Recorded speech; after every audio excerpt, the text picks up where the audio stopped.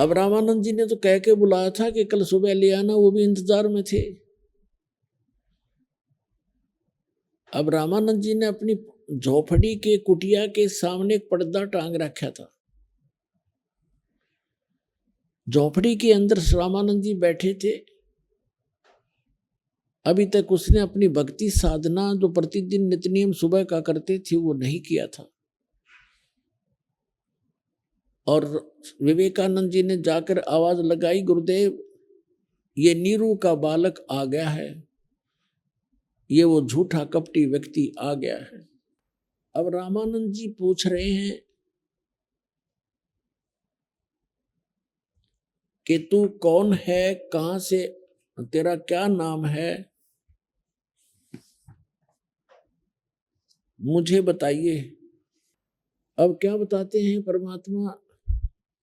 रामानंद जी ने कहा, अब गरीबदास जी ने अपनी अमृतवाणी में चित्रण किया है, जैसे तुलसीदास जी ने रामायण को अपने मधुर वचनों में कैसे लिपिबद्ध किया, ऐसे ही परमेश्वर से परिचित होकर आदरणीय गरीबदास साहिब जी ने परमात्मा के इस ज्ञान को, परमात्मा की इस लीला को कैसे चित्रार्थ किया है, सुनिएगा। आडा पर्दा लाए कर रामानंद बूझनते, दास गरीब कुलंग छवि वो अदर ढाक को दंते। गरीबदास जी कह रहे हैं कि पर्दा लगा करके अपने झोपड़ी के कुटिया के गेट पर पर्दा लटका के गेट के अंदर, झोपड़ी के अंदर से बात कर रहे हैं बाहर खड़े कबीर परमात्मा से, ये दिखाने के लिए कि मैं नाम दीक्षा देना तो बहुत दूर है, मैं इन दुल्हों की शक्ल भी नहीं देखता, सुबह सुबह मैं इनको अपना कपड़ा भी टच नहीं करने देता। ये शो करने के लिए, ये सिद्ध करने के लिए, दिखाने के लिए परमात्मा तो बाहर खड़े हैं। झोपड़ी से रामानंद जी झोपड़ी के अंदर से पर्दा बीच में है, बातें प्रश्न उत्तरी हो रही है भगवान और उस आत्मा की। परमात्मा और आत्मा की कैसे चर्चा होती है, कबीर परमात्मा से वो तुच्छ जीव रामानंद जी कैसा व्यवहार करते हैं बगैर ज्ञान के। और जब ज्ञान होगा, जब देखना उस 104 वर्ष के वृद्ध की क्या स्थिति होगी उस परम पिता के सामने। गरीबदास साहब जी कहते हैं, आडा पर्दा लाए कर रामानंद बूझनत, दास गरीब कुलंग छवि ही अदर ढाक को दंत। जैसे मृग कूदा कर कहते झोपड़ी के अंदर पां पीटे क्रोध में, और बाहर के लोगों ने सुने आवाज जोर की, पैरों की भी मुख से बोल रहा कड़े कड़े कड़े कड़वे कड़वे वचन। गरीबदास जी कहते हैं ऐसे कूदा जैसे मृग कूदा करे, पां पीटे अंदर से, और क्या बोले, कौन जात कौन कुल पंथ है और कौन तुम्हारा नाम है, गरीबदास आदीन गति फिर बोलत है बलि जाऊं मैं। रामानंद जी ने पूछा कि कौन तुम्हारी जाति है और कौन तुम्हारा पंथ और कौन तुम्हारा नाम है। अब गरीबदास जी कहते हैं परमात्मा इस प्रश्न के उत्तर में जैसे एक शिष्य अपने गुरुदेव के सामने विनम्र होकर के बातें करता है, तो क्या बताते हैं, रामानंद जी ने पूछा, कौन जात कुल पंथ है, कौन तुम्हारा नाम है, गरीब दास गरीब आधीन गति फिर बोलत है बलि जाऊं मैं, कि बलिहारी जाऊं परमात्मा के ऊपर। गरीबदास जी कहते हैं इतने अधीन होकर बोले, क्या बोले, ये वचन उन्होंने बड़े प्यार से कहे, जैसे नम्रता से कहा करते हैं, जैसे अभिमान से नहीं। क्या कहा, जात हमारी जगत गुरु और परमेश्वर है पंथ, दास गरीब लिखत पढ़े मेरा नाम निरंजन कंत। अब ये रामानंद जी जितने भी ऋषि महर्षि थे, ये इस परमात्मा को, ब्रह्म को ही निरंजन कहा करते थे। वैसे इसका सही नाम ज्योति निरंजन है। निरंजन का अर्थ होता है माया रहित परमात्मा, निरंजन। अब हम गलती से इस काल को निरंजन मान रहे थे। ये है ज्योति निरंजन, ज्योति निरंजन, माया सहित ये भगवान स्वामी है। और ये वास्तव में निरंजन अर्थ का होता है परम पिता का। लेकिन जैसे यहाँ ब्रह्म बोलते हैं, ब्रह्म, और ब्रह्म को ही ये संपूर्ण परमात्मा मानते, वैसे ब्रह्म शब्द पर्याप्त है। ब्रह्म का अर्थ ब्रह्म कहो, प्रभु कहो, स्वामी कहो, राम कहो, खुदा कहो, गॉड कहो, अल्लाह कहो। लेकिन इनकम्प्लीट ब्रह्म भी है, इसलिए पूर्ण ब्रह्म कहना पड़ता है। तो वैसे यहाँ के लोक वेद में ब्रह्म ही सुप्रीम पावर प्रसिद्ध हो रहा था। तो यहाँ परमात्मा कहते हैं कि मैं ही वो ब्रह्म हूं, परमात्मा हूं। रामानंद जी इस बात से घने दुखी हो गए। एक दानक का लड़का, दानक जुलाहे का बालक अपने आप को भगवान कहता है, इसको शर्म नहीं आती। फिर गालियां देनी शुरू कर दी रामानंद ने। अब परमात्मा क्या बताते हैं, जात हमारी जगत गुरु, परमेश्वर है पंथ, दास गरीब लिखत पढ़े, मेरा नाम निरंजन कंत। कंत माने मालिक, पति, दुल्हा। मैं सारी सृष्टि का स्वामी हूँ, सारी सृष्टि का पति हूँ, वो निरंजन हूँ। और जात, मेरी जाति पूछते हो तो मैं जगत गुरु हूँ, सारी सृष्टि को ज्ञान देने के लिए अब आया हूँ। और मेरा पंथ पूछते हो, जैसे कोई विष्णु पंथी है, यानी विष्णु जी के ही मार्ग को, उसकी विधि को बताने वाला, उसकी भक्ति विधि, उसके ज्ञान से परिचित। कोई शंकर पंथी है, शिव का उपासक। जैसे कोई ये ब्रह्मा कुमारी पंथी है, और कोई इस राधा स्वामी पंथी है। तो उन पंथी का अर्थ होता है, पंथ का अर्थ होता है आप किस परमात्मा के मार्ग ज्ञान का प्रदर्शन करते हो, पथ प्रदर्शन करते हो।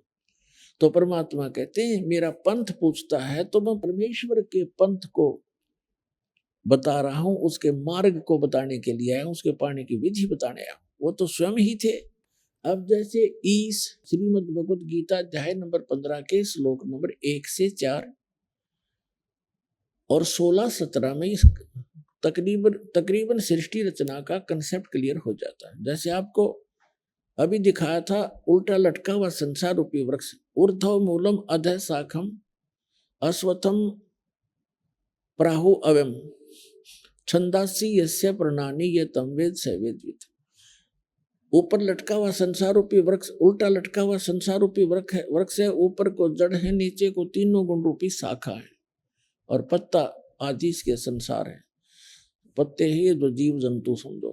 तो इसको जो जानता वो तत्वदर्शी संत है, इसके सारे भाग विभाग जानता। फिर बताया है कि 15वें अध्याय के 16-17 में 3 पुरुष बताए, एक सरपुरुष, एक अक्षर पुरुष। सरपुरुष तो ये ईश कहो, सरपुरुष कहो, ईश कहो। अक्षर पुरुष आपको बता दिया, वो डार है, वो तना है, और सरपुरुष उसकी डार है। तो अक्षर पुरुष कहो या ईश्वर कहो, ईश्वर। और तीसरे नंबर का 8वें अध्याय के गीता जी के तीसरे श्लोक में, 8वें अध्याय के प्रथम श्लोक में अर्जुन ने पूछा कि आप जी ने 7वें अध्याय के 29वें श्लोक में जिस तत्ब्रह्म की जानकारी दी है कि उसको जानने के बाद प्राणी केवल जरा और मरण से छूटने का ही प्रयत्न करता है, इस संसार की किसी वस्तु की डिमांड नहीं करता। तो 8वें अध्याय के प्रथम मंत्र में अर्जुन ने पूछा किम तत्ब्रह्म, वो तत्ब्रह्म क्या है। 8वें अध्याय के तीसरे श्लोक में गीता ज्ञानदाता कहता है वो परम अक्षर ब्रह्म है। तो गीता अध्याय नंबर 15 के श्लोक नंबर 1 से 4 में सभी विभाग बताए हैं, और 16-17 में बताया है कि 3 पुरुष है। एक सरपुरुष, सरपुरुष को ईश कहते हैं, ये केवल 21 ब्रह्मांड का स्वामी है, प्रभु है, मालिक है। और दूसरे को अक्षर पुरुष को ईश्वर कहते हैं, ईश्वर यानी ईश से श्रेष्ठ, इस ब्रह्म से नेक्स्ट पर ब्रह्म, अक्षर ब्रह्म भी कहते हैं इसको। और तीसरे नंबर का जो परम अक्षर ब्रह्म है उसको परमेश्वर कहते हैं।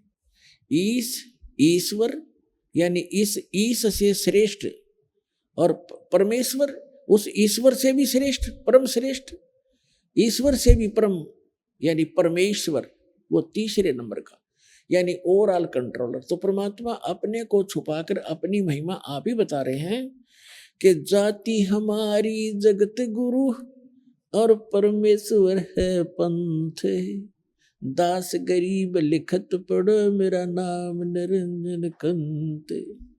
अब रामानंद जी घने दुखी हो गए इस बात से, अज्ञानता के कारण कि छोटा सा बालक धानक का, एक दुल्हाई का बालक और अपने आप को भगवान बताता है, तो गुस्से आकर गालियां मंड गए, गालियां लगे देने। रे बालक सुन दुर्बुद्धि घटमट तन आकारे, दास गरीब दर्द लगा जब हो बोले सृजनहारे। मालिक ने अपने आप को मालिक कह दिया, सृजनहार कह दिया, तो रामानंद जी के कहते दर्द लगा, दुख हुआ उस बात का। और क्या बोले, रे बालक सुन दुर्बुद्धि, ए मंदबुद्धि के व्यक्ति, तेरा घटमट तन आकार। अब देखो हमारी बुद्धि कितनी कमजोर थी। ये दास विष्णु जी का उपासक था, श्री कृष्ण और श्री राम हमारे पक्के भगवान थे, और भगवान शंकर भी आदरणीय थे। हम तो सभी को ऐसे मानते, लेकिन विशेष रूप से हम विष्णु के उपासक थे, श्री कृष्ण जी के। और ऐसे ही अन्य भी हमारे साथी होते थे। तो जब कभी डिस्कस करते थे, कोई पूछता था कि समाधि लगाता है, मैंने किसी संत ने बताया मैं समाधि लगाता हूँ, और भगवान आपने देखा? अके नहीं, भगवान तो निराकार है, वो दिखाई थोड़ा ही देता है, वो तो निराकार है, केवल प्रकाश दिखता है। कुछ तो सुनी सुनाई के और एक आध दिन दिख भी जाता होगा, तो प्रकाश भगवान नहीं है, वो तो भगवान का प्रकाश है। तो कहने का भाव ये है, यहाँ रामानंद जी भी उसी दुर्बुद्धि से ग्रस्त था। वो कह रहा है कि तू अपने आप को भगवान कहता है, भगवान दिखाई थोड़ा देता, वो तो निराकार है, उसका तन शरीर थोड़ा ही है। ये सांग ऐसी बिरानमाटी हो रही थी, ऐसी दुर्बुद्धि थी हमारी ज्ञान की। अब वही रामानंद जी बोल रहा है, उसी सत्र का वही ज्ञान आम आदमी को, हमें होता था ऐसा ही। तो क्या कहते हैं, रे बालक सुन दुर्बुद्धि घटमट तन आकारे, गरीब दास दर्द लगा हो बोले सृजनहार। ए दुर्बुद्धि बालक, तेरा शरीर दिखाई देता है, तेरा आकार है, तो अपने आप को भगवान कहता है। तो गरीबदास जी कहते हैं रामानंद जी का इस बात का घना दुख हुआ, भगवान ने अपने आप को भगवान कह दिया। तुम मोमन के पालेवा जुल्हे के घर बासे, दास गरीब अज्ञान गति एता दृढ़ विश्वास। और कॉन्फिडेंस से बोल रहे भगवान कि तुम मोमन के पालवा, तो एक मुसलमान के घर तेरी परवरिश हो रही है, ऐसे कहते हैं ना, तो कि फला उस तेरा ऐसे है, यानी बहुत अच्छी बुद्धि से संबोधित कर रहे हैं रामानंद जी, ये जानकर कि तू एक धानक और मुसलमान के घर में तू पल रहा है, और तेरा दुल्हाई के घर निवास है, और अपने आप को तू भगवान बताता है। तुम मोमिन के पालेवा, तेरा दुल्हे के घर बासे, दास गरीब अज्ञान गति एता दृढ़ विश्वास। मान बढ़ाई छोड़ कर बोलो बालक बहन। रामानंद जी कहे हैं कि सीधी बात कर, अभिमान त्याग, तू अभिमान ना करे कि अपने आप को भगवान बता रहा है। मान बढ़ाई छोड़ कर बोलो बालक बहन, दास गरीब अदम मुखी एता तुम गट फैन। तरक तलु से बोलते रामानंद सुरज्ञाने, गरीब दास गरीब को जाते हैं आखिर नीच नीचा निदान। अब रामानंद जी कह रहे हैं कि तेरी जात का पता नहीं, कुजात तेरा पता नहीं, तो किसका है, तू पढ़ा पाया था उसको नीरू को, और अपने आप को है तू कुजात है ना, नीच। इसलिए अब छोटा मुंह बड़ी बात कर रहा है। तर्क तलु से बोलते रामानंद सुरज्ञाने, दास गरीब कुजात है आखिर नीच निदान। ये शब्द रामानंद जी कह रहे हैं कि आखिर ना तो नीच जात का, इसलिए छोटा मुंह बड़ी बात बकवास कर रहा है, अपने आप को भगवान कह रहा है। पर कि नरक तो को नहीं तू नीच कुलीन कुजात, दास गरीब अकल बिना तैजे कही क्या बात। बिना दिमाग के तने यह बात क्या कह दी, अपने आप को भगवान कह रहा है। रामानंद जी का तो घना गुस्सा हो गया ना इस बात का।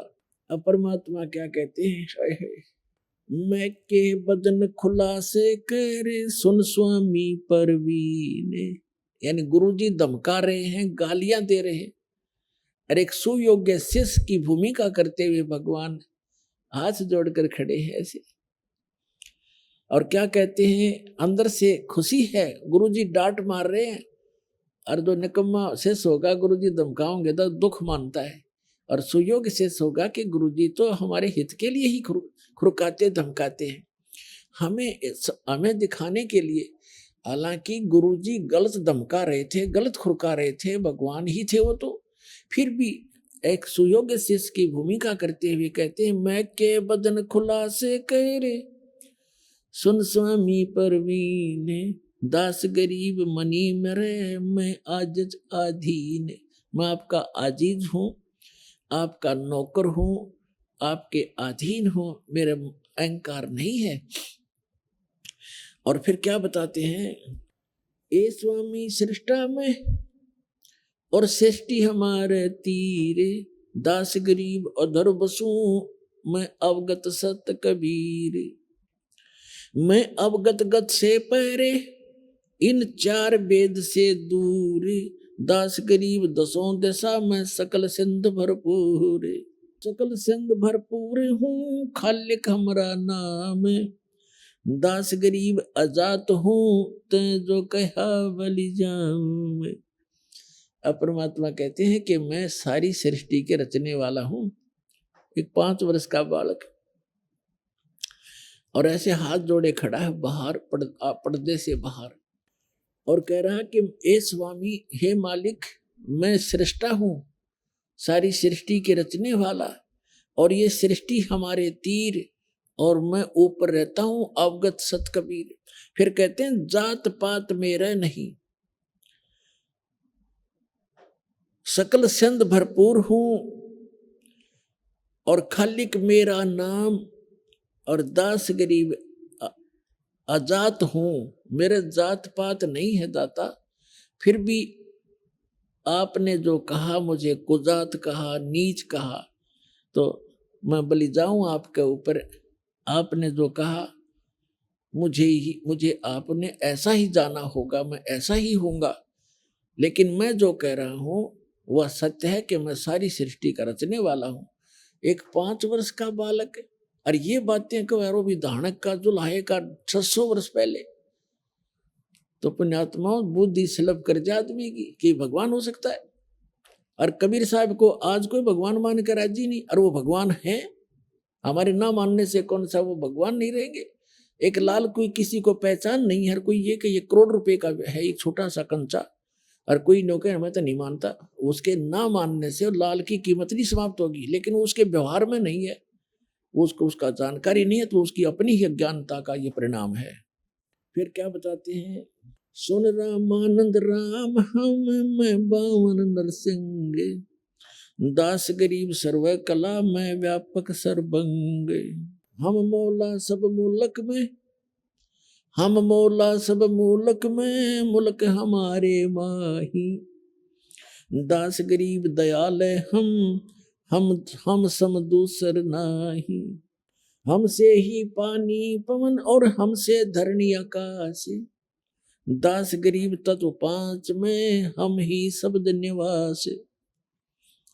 अपने आत्मा देखिएगा, ये है सूक्ष्म वेद, और इस सूक्ष्म वेद को समझने के लिए परमात्मा की दी हुई वो विशेष विलक्षण बुद्धि चाहिए।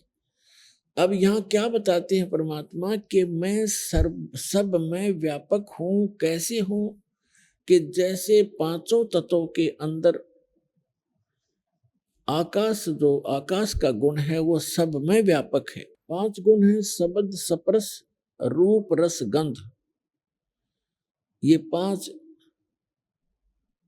जैसे 5 तत्व हैं और इनके पांचों के 5 ही गुण हैं, जैसे आकाश, वायु, अग्नि, पृथ्वी और जल।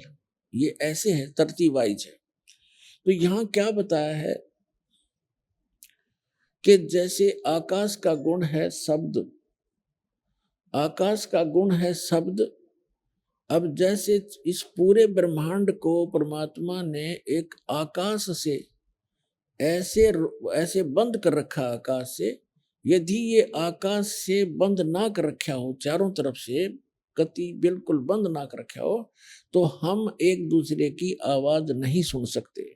यह शब्द काम नहीं कर सकता। जैसे किसी स्पीकर का पर्दा फट जाता तो फुसर फुसर करेगा, वो आवाज नहीं रहती। तो उसके बाद जो आकाश का गुण है शब्द, और वायु का गुण है स्पर्श, जैसे हवा लगती है ठंडी और गर्म, और अग्नि का गुण है रूप,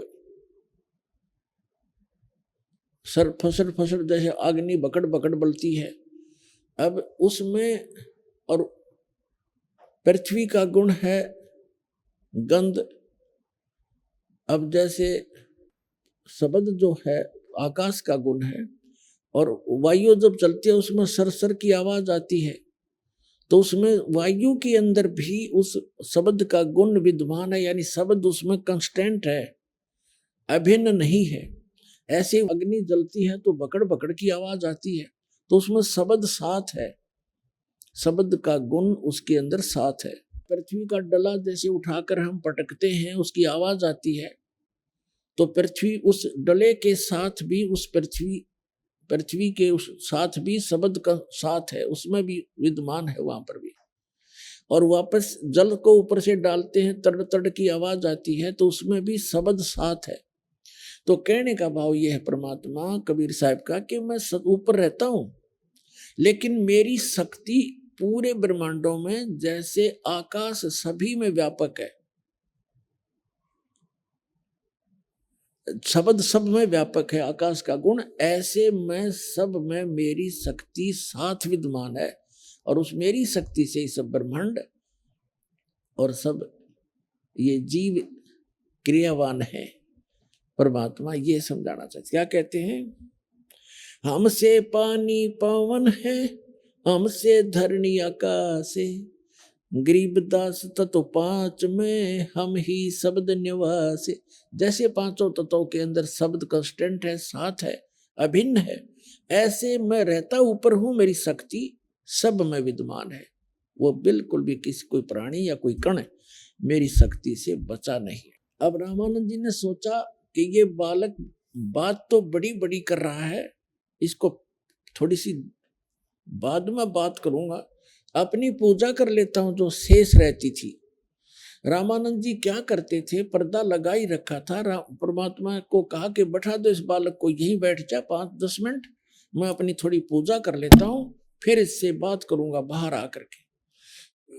अब उसने अपनी पूजा क्या करता था रामानंद जी, एक भगवान विष्णु का शालिग्राम बना रखा था, मूर्ति पत्थर की, और वो सभी जितने उनके शिष्य थे वो मूर्ति की पूजा करते थे, शालिग्राम की पूजा करते थे।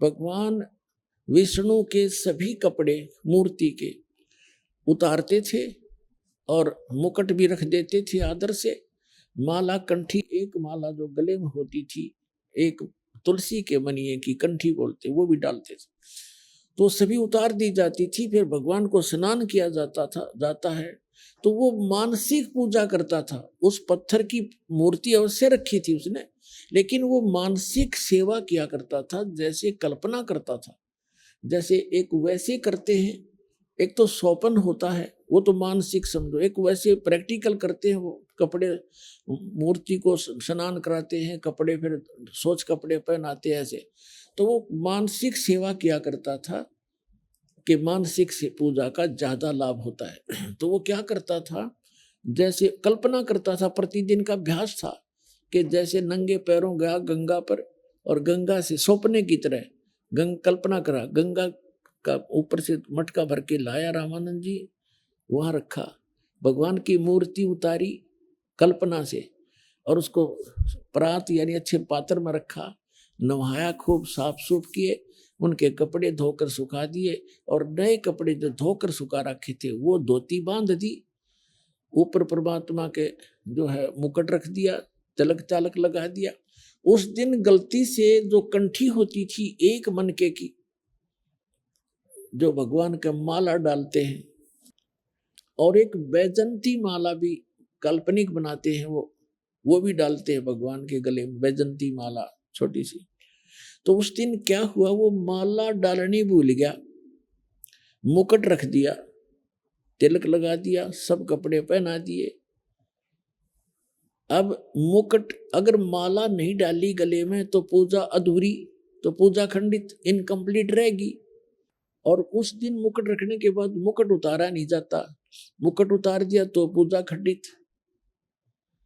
अब रामानंद जी ने सोचा, कल्पना से आगे पर्दा लगा है, कोई मूर्ति सामने है नहीं, केवल मन से सोच विचार कर रहा है कि मुकुट के ऊपर से माला डालनी चाहिए, जैसे सोपन होता है। वह माला मुकुट में फंस गई, मुकुट नीचे से चौड़ा था, आगे नहीं जा सकी। तो रामानंद जी बड़े चिंतित हुए, माला हाथ में लिए, जैसे कल्पना कर रहे हैं, हाथ में लेकर चिंतित हैं और कोस रहे हैं अपने आप को कि आज मेरे से कौन सी गलती बन गई, अपने जीवन में प्रथम बार आज मेरी पूजा खंडित हुई है। हे भगवान, मुझसे कौन सी गलती बन गई, आज मेरा क्या होगा। आजीवन मैंने इतनी सतर्कता से साधना की, आज मेरा कौन सा पाप आगे अड़ गया।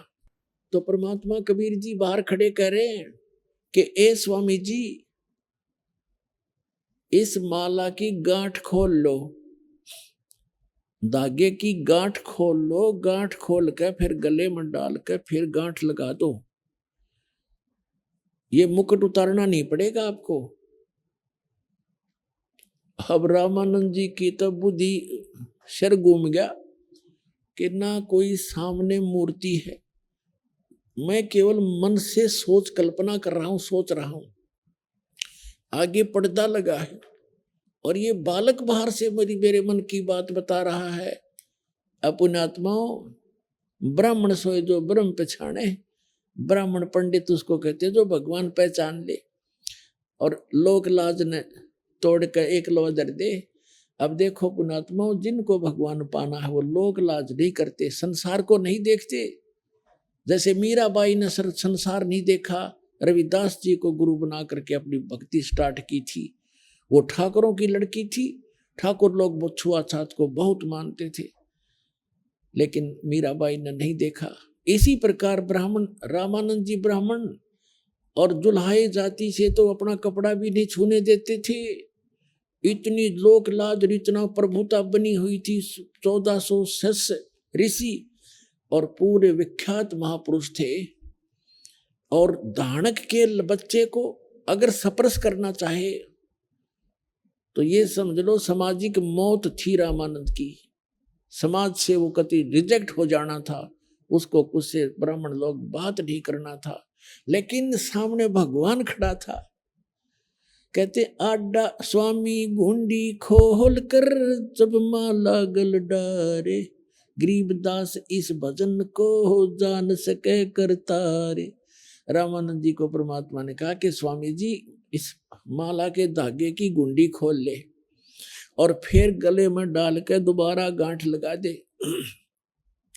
अब रामानंद जी को जो ही कहा परमात्मा ने, कित की गुंडी खोला था वो, और कित कहाँ माला थी, पर्दा दूर फेंक दिया। इतनी स्पीड से बाहर आया वो 104 वर्ष का वर्द, और सामने खड़े उस 5 वर्ष के धानक जुल्हाए के पुत्र को, जिससे वो कपड़ा भी टच करना नहीं पसंद करता था, देखा भगवान खड़ा है, ऐसे मेरी बात को कोई पकड़ नहीं सकता, जान नहीं सकता। और कबीर साहब को सीने से लगा लिया भगवान रामानंद जी ने। बोलो सतगुरुदेव।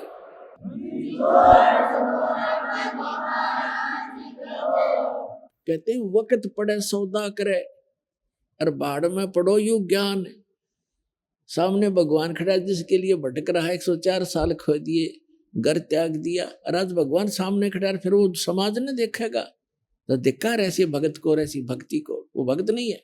अब रामानंद जी ने जो ही परमात्मा को ऐसे सीने से लगा तो ऐसा शरीर भगवान का जैसे रुई होती है। यजुर्वेद अध्याय नंबर 40 के श्लोक मंत्र नंबर 8 में कहा कि सप्रियागात शुक्रम अकायम, शुक्रम अकायम अवर्णम असनाविरम कबीर मनीषी।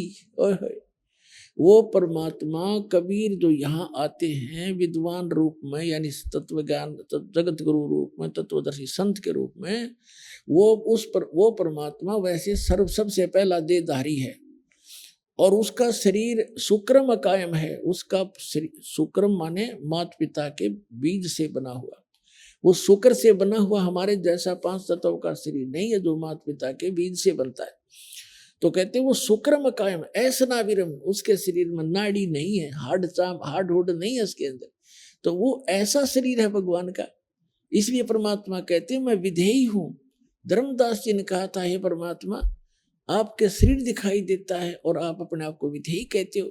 तो भगवान ने कहा था कि नरक परख कर देख धर्मदास, तुम सा तन नहीं मोर, मेरा तन तुम्हारे जैसा नहीं है, इसलिए मैं विलक्षण देही है मेरी, इसलिए मैं विधेय हूं। अब क्या कहते हैं, अब परमात्मा ने जो ही रामानंद जी ने कहा कि ये तो दीक्षा तुम दी मान ली मन मोरे, ये तो दीक्षा तुम दी ये मान ली मन मोरे, गरीबदास तुम कोमल पुरुष हमरा बदन कठोरे। क्या बताते हैं कि आपने, क्योंकि बुद्धिमान थे, विद्वान थे, ब्राह्मण थे, संकेत समझ गए कि मेरी फड़क निकाल दी, मेरे मन का जो बंक था, मेरी जो मरोड़ थी, जो मेरे अंदर अहंकार था, वो मेरा चकनाचूर करना था इस महापुरुष परमात्मा ने। तो ये समझ गया कि जो ते दीक्षा मोदी शिक्षा मुझ दी, वो मान ली मन मोर।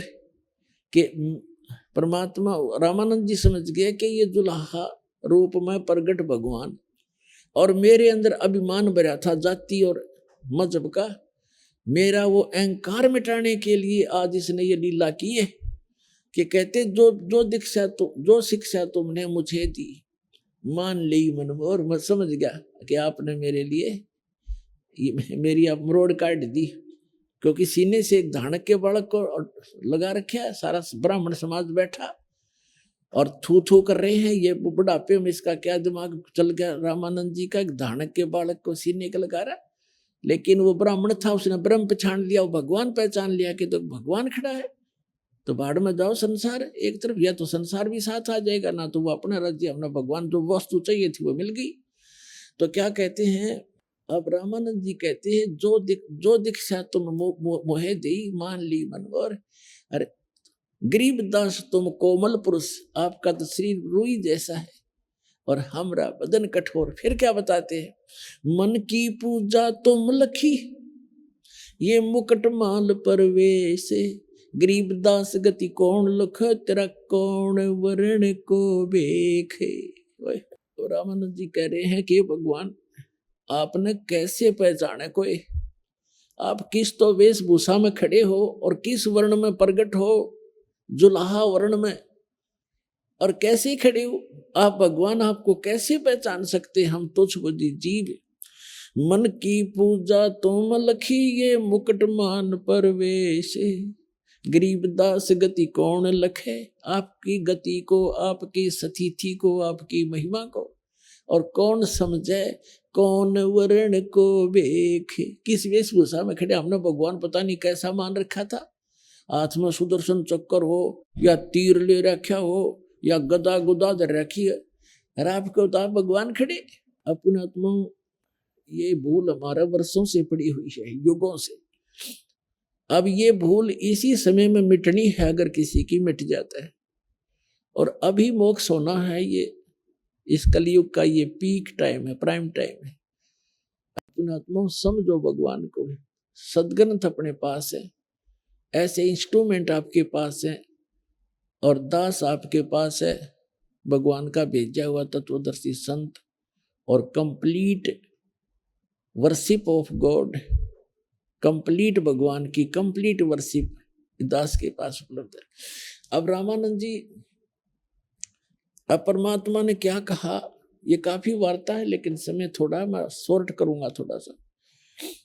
अब ये सारा कुछ हो गया, वो जितने वहां बैठे थे शरफरे उठ कर चले गए, ब्राह्मण जितने नकली थे, असली ब्राह्मण रह गया भगवान के पास।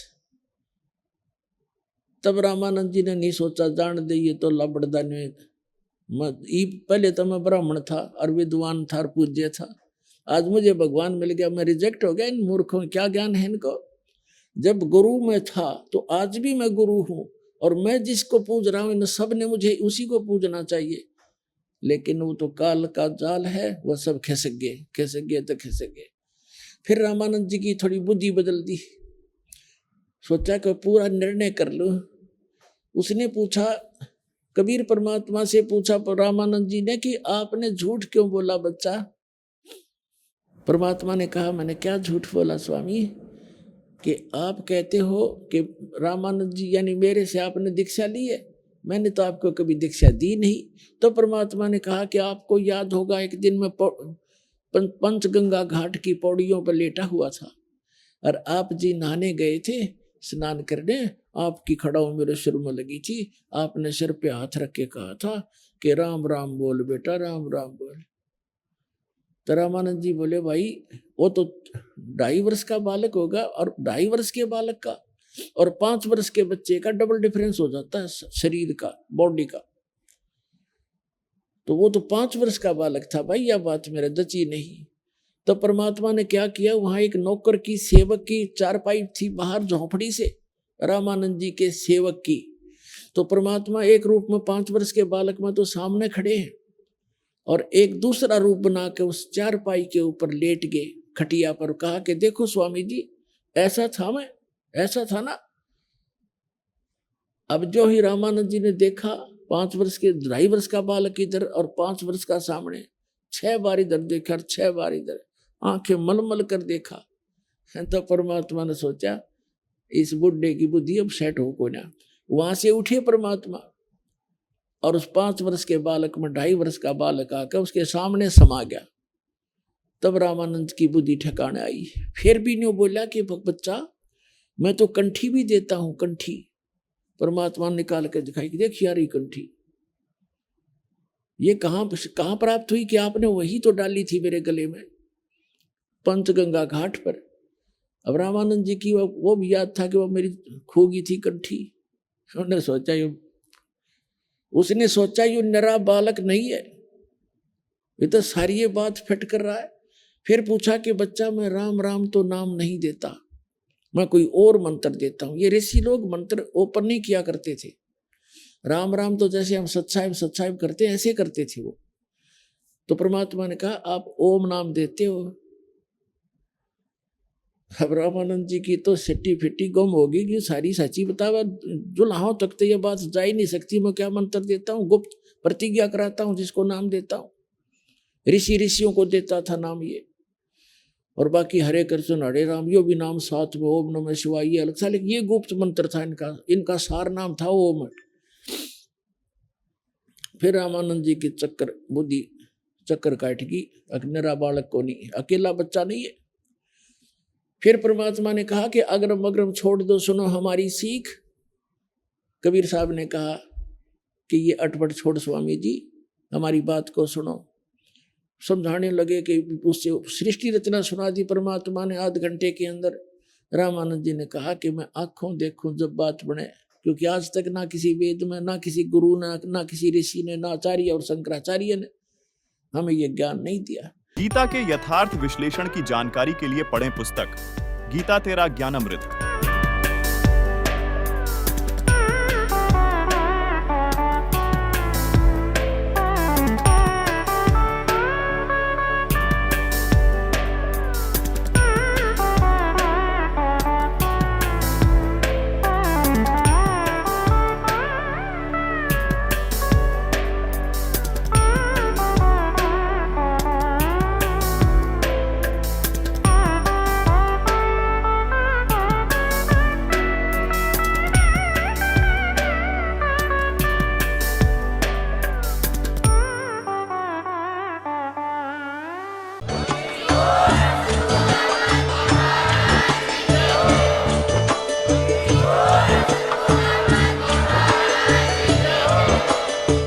सुन रहे थे जगत गुरु तत्वदर्शी संत रामपाल जी महाराज जी के मंगल प्रवचन। अधिक जानकारी के लिए विजिट कीजिए हमारी वेबसाइट www.jagatgururampalji.org। संत रामपाल जी महाराज जी के शुभ आशीर्वाद से पूरे विश्व भर में 500 से भी ज्यादा नाम दीक्षा केंद्र हैं, जिन पर संत रामपाल जी महाराज जी द्वारा ऑनलाइन निशुल्क नाम दीक्षा दी जा रही है। अपने नजदीकी नाम दीक्षा केंद्र का पता करने के लिए संपर्क करें 8222880541।